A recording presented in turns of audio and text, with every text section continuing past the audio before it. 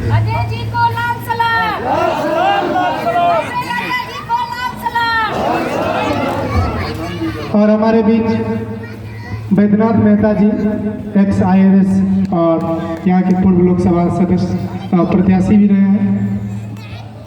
आज कॉमरेड बलराम सिंह यादव जी की चौथी पुण्यतिथि पर आयोजित श्रद्धांजलि देने के लिए कार्यक्रम की अध्यक्षता कर रही है कॉमरेड नीतू सिंह यादव, जो CPIM की जिला कमेटी सुपौल की सचिव हैं और कांग्रेस के नेता हैं, सभी दल के नेतागण हैं, पूर्व विधायक जी हैं और पूर्व लोकसभा चुनाव के उम्मीदवार रह चुके पूर्व IAS बैद्यनाथ मेहता जी और फिर हमारी पार्टी के भारत की कम्युनिस्ट पार्टी मार्क्सवादी के राज्य सचिव कॉमरेड ललन जी, पार्टी के हमारे सचिव मंडल के साथी किसान सभा के बिहार के नेता कॉमरेड विनोद जी और उपस्थित भाइयों बहनों बुजुर्गों माँ एवं बहनों, आज की जो सभा है कॉमरेड बलराम जी को श्रद्धांजलि देने के लिए है। इसलिए मैं सबसे पहले कॉमरेड बलराम सिंह यादव उनके किए हुए काम, उनके किए हुए संघर्ष को के स्मृति को जिंदा रखते हुए मैं उन्हें श्रद्धांजलि देता हूँ। लेकिन जब किसी बड़े नेताओं को या महामानव को श्रद्धांजलि देते हैं तब हमें संकल्पित होना पड़ता है कि जिनको श्रद्धांजलि दे रहे उन्होंने जिस संघर्ष की शुरुआत किया था उस संघर्ष को आगे बढ़ाने का संकल्प लेना होता है। भारत की कम्युनिस्ट पार्टी मार्क्सवादी ने तो संकल्प लिया है, लेकिन मैं आपसे एक सवाल करना चाहता हूं कि जब आज हम लोग कॉमरेड बलराम सिंह यादव जी को श्रद्धांजलि देने के लिए इकट्ठा हैं और तब जब वो राजनीति में कदम रखे थे उस समय की राजनीतिक, सामाजिक, आर्थिक हालात जो थे जिसको बदलने के लिए कॉमरेड बलराम सिंह यादव संघर्ष कर रहे थे और आज जब श्रद्धांजलि दे रहे हैं तब आज की हालात में बिहार के अंदर आर्थिक, सामाजिक, आर्थिक हालात क्या है। अगर इसका हम लोग कोई तुलना करें तब हम लोग पाते हैं कि देश की आज़ादी के बाद जो हमें देश मिला, जहां किसान, मजदूर, सभी तबका के लोगों के लिए आज़ादी के बाद एक सबसे बड़ा अधिकार जो मिला था वो संविधान का अधिकार मिला था। जो संविधान देश के अंदर सबको बराबरी का हक देता है, जो संविधान हमें यह हक देता है कि हम अपने इच्छा अनुसार कोई भी सरकार हम चुन सकते हैं, जो संविधान हमको यह हक देता है कि चाहे वो मुखिया हो या फिर पार्लियामेंट का मेंबर हो, हमारी मर्जी जिसको होगा उसे हम चुनेंगे। जो संविधान हमको हक देता है कि हर इंसान के वोट का कीमत एक होगा, आज उस संविधान के ऊपर आजादी के बाद इतने दिनों के बाद आज हमले हो रहे हैं, उस अधिकार को छीनने की कोशिश हो रही है। जिस संविधान का शपथ लेकर के लोग लोकसभा के अंदर गए, जिस संविधान का शपथ लेकर के देश की सत्ता पर बैठ करके और उसका शपथ ग्रहण देश का प्रधानमंत्री, वो प्रधानमंत्री का कार्यभार संभाला, आज कैसे विडंबना है, किस मोड़ पर हमारा देश खड़ा है। आज संविधान की जो कस्टोडियन है, जो रक्षा करने वाली ताकत है, जिनकी जिम्मेदारी है टूटते हुए संविधान, बिखरते हुए संविधान की रक्षा करे, हर इंसान जो सबसे निचली पौदान पर है उसे जो अधिकार मिला उस अधिकार की रक्षा करके उसके हाथ में हम सौंपे, आज उसको वो तोड़ने की कोशिश कर रही है। जिसे संविधान की रक्षा करना था, आज वो इस संविधान को बदल करके इस देश के अंदर वो एक नया संविधान, जिस संविधान की चर्चा उसने आज नहीं किया था। 47 में देश आजाद हुआ था, 1950 में संविधान इस देश के अंदर 26 जनवरी को लागू हुआ था। लेकिन जब 26 जनवरी को संविधान लागू किया गया था तब उस दिन आरएसएस का हेडक्वार्टर नागपुर में संविधान को जला करके उसी समय वो काली ताकत आरएसएस ने कहा था कि इस संविधान को हम नहीं मानते, जब हमारा 100 साल स्थापना का पूरा होगा तब हम हिंदू राष्ट्र घोषित करेंगे और इस संविधान को जला करके राख कर देंगे। हमारा अपना संविधान जो हजारों साल पहले मनुस्मृति था, हम उसको लागू करेंगे। आज उसको लागू करने की बात हो रही है और जब इसकी चर्चा हम लोग करते हैं तब बीजेपी के लोग कहते हैं कि कभी इस संविधान को नहीं बदला जा सकता। मैं पूछना चाहता हूं, इस देश के अंदर कई कानून बने हुए थे, किसी को भी नागरिकता प्राप्त करने का कानून बना हुआ था कि कोई भी विदेश से कोई भी आदमी जब हमारे मुल्क में आएगा उसको नागरिकता देने के साथ उसकी जाति और उसका धर्म नहीं पूछा जाएगा। आज उस संविधान को बदल दिया। इस देश के अंदर धर्म के आधार पर संविधान में जो है उसको नागरिकता देने का जो है अमेंडमेंट ला दिया। कई चीजों में लाया।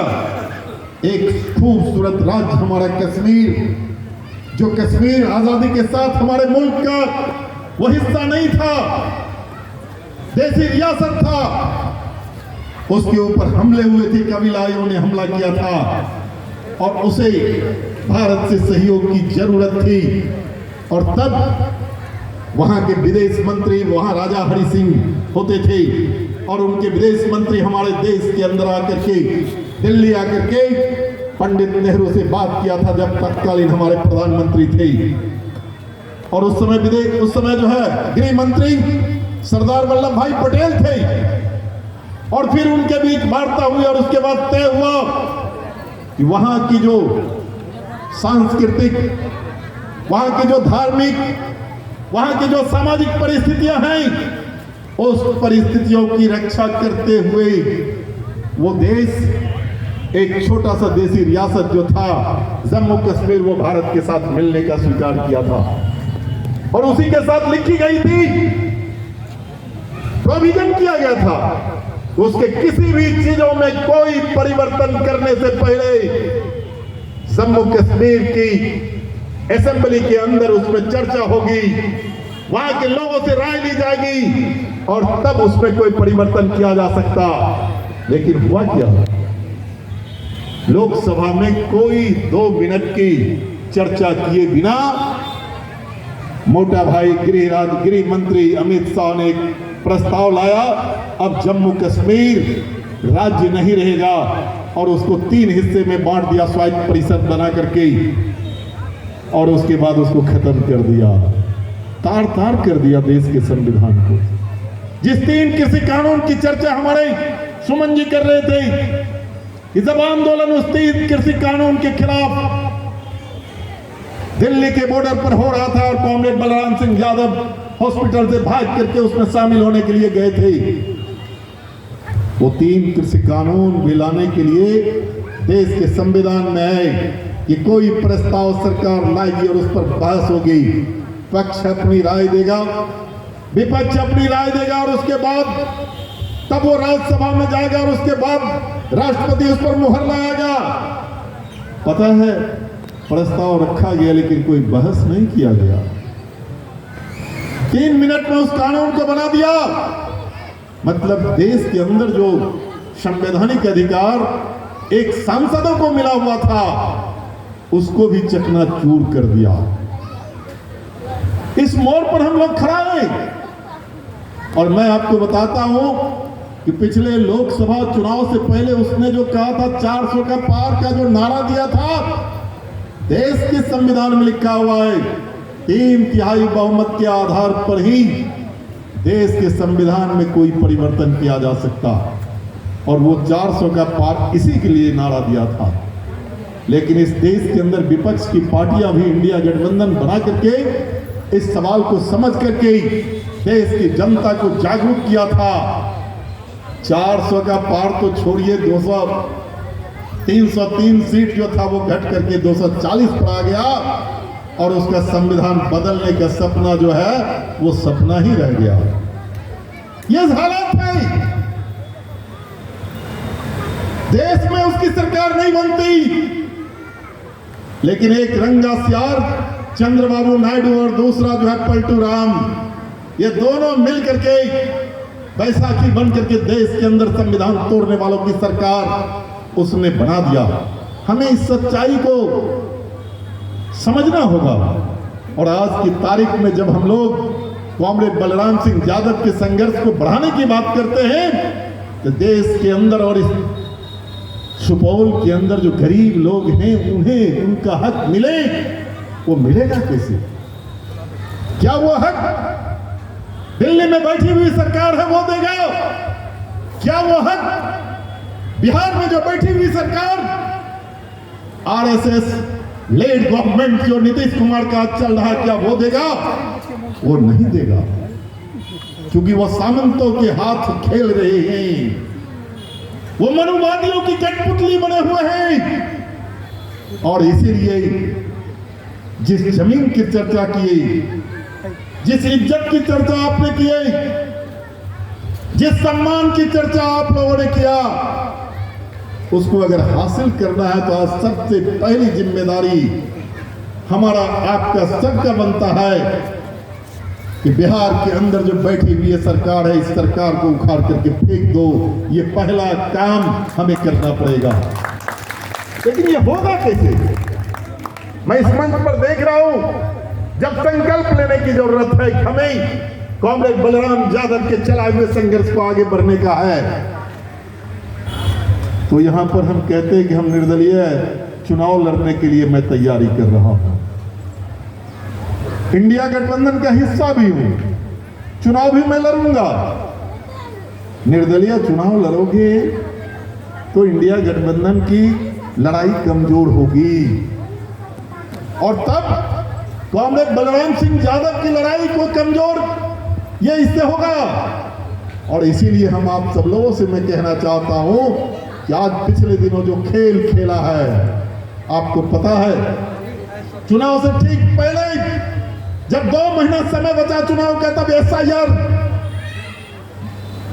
वोटर लिस्ट का जो गहन पुनरीक्षण का कार्यक्रम जो चलाया, इलेक्शन कमीशन पूरे देश के लिए है, फैसला कोई लेगा पूरे देश के लिए लेना है, लेकिन पूरे देश के लिए कोई फैसला नहीं लिया, उसने लिया बिहार के लिए। और अब कह रहा कि हम पूरे देश में करेंगे, क्योंकि सुप्रीम कोर्ट ने हिसाब पूछना शुरू किया और पूरे देश के अंदर इंडिया गठबंधन ने इसको लेकर के संघर्ष किया। पूरे बिहार में यात्रा निकली, उसमें सभी दल के लोग शामिल थे। अब वो कह रहा है कि पूरे देश में, लेकिन बिहार के अंदर क्यों करना चाहता था? इसकी 2 कहानियां हैं। एक, पहली बात जान लीजिए कि पिछली बार महागठबंधन की सरकार सिर्फ 12,000 वोट के कारण नहीं बन पाई थी, सिर्फ 12,000 वोट के कारण। तो भारतीय जनता पार्टी की दिल्ली में हुकूमत है और वो अपने संवैधानिक अधिकार का बेजा इस्तेमाल करते हुए जितनी संवैधानिक संस्था है, चाहे वो सुप्रीम कोर्ट हो, मैं साफ कह रहा हूं, चाहे इलेक्शन कमीशन हो, देश का प्रधानमंत्री हो, राष्ट्रपति हो, उन सभी जगह उसने अपने आरएसएस की विचारधारा वाले लोगों को बैठा दिया और उसके माध्यम से बिहार में वोट की चोरी का उसने फैसला लिया और उसका नाम रखा गहन पुनरीक्षण। 65 लाख लोगों का नाम काटा है। मेरे विधानसभा क्षेत्र में 24,000 लोगों का नाम काटा है। किसी किसी विधानसभा क्षेत्र में 50,000 लोगों का नाम भी काटा है।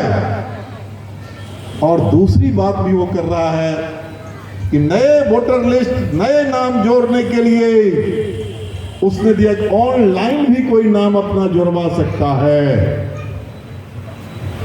ललन जी बताएंगे हीरालाल यादव जी की कहानी। उत्तर प्रदेश के हमारे नेता हैं, बनारस से, वहां नाम कैसे कटवाया बताएंगे, इनके लिए मैं छोड़ता हूं। लेकिन मैं ये कह रहा हूं कि अगर 65 लाख लोगों का नाम बिहार में कटवाने में अगर वो सफल हो जाता है, वास्तविक तौर पर जो वोटर है उसका नाम कटवाने में सफल हो जाता है, तब तो उस काली ताकत को हटाने की लड़ाई हमारा वो वहीं टूट जाती है। लेकिन मैं समझता हूं कि हर जगह अभी वोट जुर्माने का काम चल रहा है, सब जगह बीएलए लोग सभी दल के लोग लगे हुए हैं। मैं प्रेस वालों को कहा था, जब हमसे पूछा तो मैं बोला कि उसने शायद गलती कर दिया बिहार को आकलन करने में। बिहार की मिट्टी कड़ी है, बिहार की जमीन जो है संघर्ष की जमीन है, जिसने एक से एक बड़े बड़े क्रांतिकारियों को पैदा किया। इस बिहार की धरती को जो जनतंत्र की जननी कहा जाता है, उस बिहार की धरती से जनतंत्र को कोई उखाड़ फेंकने की कोशिश करेगा, बिहार का एक एक वोटर, एक एक गरीब किसान मजदूर अपना खून बहाएगा, जान देगा, लेकिन वोट की चोरी नहीं होने देगा। इस बिहार से इस बार उसका सफाया करके छोड़ेगा। सवाल एक सरकार को बदलने का नहीं है। इस सरकार को बदलने का मतलब है इस बिहार के अंदर गरीबों को हक मिले, भूमिहीनों को हक मिले, दलितों को हक मिले, पिछड़ी जाति के लोगों को मिले हक, उस तमाम लोगों को हक मिले जिसे आज तक सामंतों ने हक नहीं दिया। इसीलिए हमें यह काम करना होगा। और दूसरी बात जो हम आपको कहना चाहते थे, एसआईआर वो क्यों कराना चाहा? जितने भी सर्वे हुए उस सभी सर्वे में बताया कि सबसे लोकप्रिय मुख्यमंत्री के उम्मीदवार कौन है, तो तेजस्वी प्रसाद यादव है। अब तेजस्वी प्रसाद यादव अगर लोकप्रिय, सबसे ज्यादा लोकप्रिय मुख्यमंत्री हैं, तब तो उनकी बेचैनी बढ़ गई और वो नहीं बने, इसके लिए ये सारा खेल उसने किया है। मेरा आप सबसे आग्रह कि आप यहां से जाइए, ये बलराम यादव जी के संघर्ष का हिस्सा है, सामंतों के खिलाफ लड़ाई का यह हिस्सा है कि जितने लोगों का नाम काटा वो जिंदा है, घर में है या कहीं कमाने के लिए गया है, उनका आवेदन फॉर्म 6A भरवा करके फिर से उसके नाम को जुर्माने का काम कीजिए और अपने मत के अधिकार की रक्षा कीजिए। सदन के अंदर बहुत सी बातें होती है, लेकिन इस सदन के हालात क्या है? बिहार विधानसभा क्या हालात है पता नहीं। पूर्व विधायक जी बैठे हुए, इनके समय में क्या होता था। लेकिन मैं अभी कह रहा हूं कि जो सरकार ने कानून बनाया, जो सरकार खुद कहती है कि 22 लाख एकड़ जमीन हमारे पास है, डी बंदोपाध्याय आयोग का रिपोर्ट कहता है, और 6.5 लाख ऐसे परिवार है जिनको घर बनाने के लिए 1.5 बित्ता जमीन नहीं है। इस सवाल को जब मैं सदन में उठाया कि कम से कम अगर आप चाहो तो 22 लाख भूमिहीन को 1-1 एकड़ जमीन दे सकते हो, तो सरकार जवाब क्या दिया? कहा सबको सर्वे करा करके 5-5 डिसमिल जमीन देंगे, ये सदन में। लेकिन कर क्या रही है सरकार? मैं सहरसा के कई ब्लॉक में मैं गया था, बिहार के कई जिलों में गया अपनी कमेटी को लेकर के, कहीं नहीं कर रहा, सबको ठंडे बस्ते में डाल दिया। अब वो कहता है बसेरा 1 बसेरा 2 उसमें है क्या? किसी को 1 धुर जमीन दे रहा है, किसी को 2 धुर जमीन दे रहा है, किसी को 3 धुर जमीन दे रहा है। मतलब जो डी बंदोपाध्याय ने कहा था कि 22 लाख एकड़ जमीन जिस पर सामंतों का कब्जा है, उस कब्जा से सामंतों से वो जमीन नहीं लेगा, बल्कि जो बसे हुए जहां है उन्हीं का उसको पर्चा देगा। ये है इस विधानसभा के अंदर सामंतों की ताकत को घटाना पड़ेगा और आपकी नुमाइंदगी करने वालों की ताकत को बढ़ाना पड़ेगा। इसके सिवा दूसरा कोई रास्ता नहीं है, कोई दूसरा रास्ता नहीं है। आज क्या कह रहे हैं नीतीश जी? मैं 400 को बढ़ा करके 1100 कर दिए, पिताजी की जेबी से, पॉकेट से। गरीब किसान मजदूरों का पैसा जो सरकार के खजाने में था, मैं तो वही कहा था सदन के अंदर कि देश के अंदर 16 ऐसे राज्य हैं जहां बिहार से ज्यादा सामाजिक सुरक्षा पेंशन है, और डबल इंजन की सरकार कहते हो। इस बिहार के अंदर भी तो बढ़ाओ। नहीं कुछ कर सकते हो तो केरल की तरह कम से कम आप 2000 रुपया तो कर दो। पूरा सदन एक स्वर से कहा, ताली में थपथपा करके स्वीकृति दिया, तब सरकार कहेगी समय आने पर विचार करेंगे, और तब बढ़ाया है। कोई खैरात में नहीं दिया सदन भी संघर्ष हुआ और तब हुआ है। शर्म आती है इस सरकार को। स्कूल में जो खिचड़ी बनाती है उसके नेता बैठे हुए हैं, 1650 रुपया महीना में, 1650 रुपया महीना दे रहा था, सरकार दे रही थी। मैं कितने बार उठाया कि बिहार में जो दैनिक मजदूर के लिए मजदूरी है कम से कम उतना कर दो। तो मेरी मांग तो 21,000 का है, कम से कम 12,000 तो हो जाएगा। लेकिन क्या किया, बोला विचार करेंगे, और जब चुनाव आया तब उसको 2,000 बढ़ाया है और आज कह रहा हम तोहफा दे रहे हैं। कोई मुगालमते में रहने की जरूरत नहीं है, हमें गांव में जाकर के बताना पड़ेगा ये कोई खैरात नहीं दे रहा है, ये किसान मजदूरों का संघर्ष और उसका नतीजा है कि आज जब चुनाव आया तो उनके तरफ कोई देखने वाले नहीं है, सब थूकने वाले हैं। और इसीलिए आज थोड़ा थोड़ा वो बढ़ा करके इज्जत को बचाने की कोशिश कर रहे हैं। इसलिए भाइयों बहनों बुजुर्गों, हमारा आपसे गुजारिश है कि कॉमरेड बलराम सिंह यादव का नाम लेना आसान काम है, लेकिन उनके पद चिन्हों पर चलना उतना ही कठिन है, क्योंकि उनके तरह हमें संघर्ष के लिए शपथ लेना पड़ेगा। इसीलिए मैं कहूंगा कि आप चलिए कॉमरेड बलराम सिंह यादव कि हर साल होने वाले इस पुण्यतिथि पर जमा होते हैं, तो उनको जिंदा रखने का मतलब है सिर्फ एक सभा की औपचारिकता को पूरा करना नहीं, बल्कि उनके संघर्षों के लिए बैठ करके पूरी तौर पर नियोजित तरीके से आंदोलन का एक रूपरेखा तैयार करके, वही जो बिहार में छातापुर का, वही जो कॉमरेड बलराम सिंह यादव ने फूड कॉरपोरेशन के एसएफसी का जो गोदाम के ताला को तोड़ करके गरीबों में अनाज बांटा था, उस कार्रवाई को जब तक हम नहीं करेंगे तब तक श्रद्धांजलि नहीं होगा। मैं उम्मीद करता हूं कि जरूर सुपौल की कम्युनिस्ट पार्टी मार्क्सवादी और यहाँ तमाम महागठबंधन के लोग उस रास्ते पर बढ़ेंगे। इन्हीं शब्दों के साथ मैं फिर से अपने प्रिय नेता कॉमरेड बलराम सिंह यादव को लाल सलाम करते हुए, उनको श्रद्धांजलि देते हुए अपनी बात खत्म करता हूँ।